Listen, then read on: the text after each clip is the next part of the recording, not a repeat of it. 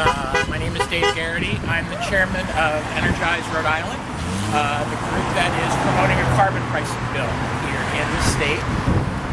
Timmons was right when he said we don't know for sure what the final decision is going to be, but I will tell you pulling out of the climate change agreement would be exactly in line with everything else this administration has done since it has taken office.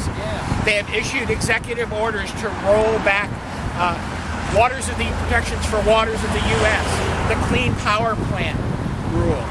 They have appointed the head of an oil company to run the State Department, to run our foreign policy. They have a climate denier in charge of the EPA. And pulling out of the Paris Agreement would be the final going all in, pushing all the chips into the center of the table so that the oligarchs will be running the country. We don't want to see that happen. I'm going to talk a little bit about why this issue is so important to people here in Rhode Island. You got the world picture from Timmons. You know that one of the principal effects of climate change is sea level rise. And if you live anywhere in Rhode Island, you know the sea is right close by. And within 50 years, when that sea level gets to a certain level, we're going to be more island than road here. Areas are going to be cut off. They're going to be surrounded by water. We're going to be an archipelago of little islands that don't really constitute a state anymore.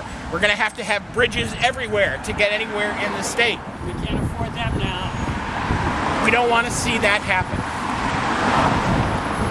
We know how hard it's going to be to reach the targets in our Resilient Rhode Island Act. It calls for bold, innovative action.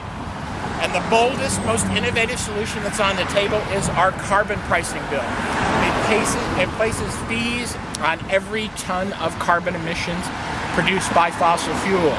It uses those revenues to start a clean energy fund that is going to invest in renewables and energy efficiency, and it's also going to give rebates back to individuals and businesses in Rhode Island so that they can deal with the effects of climate change.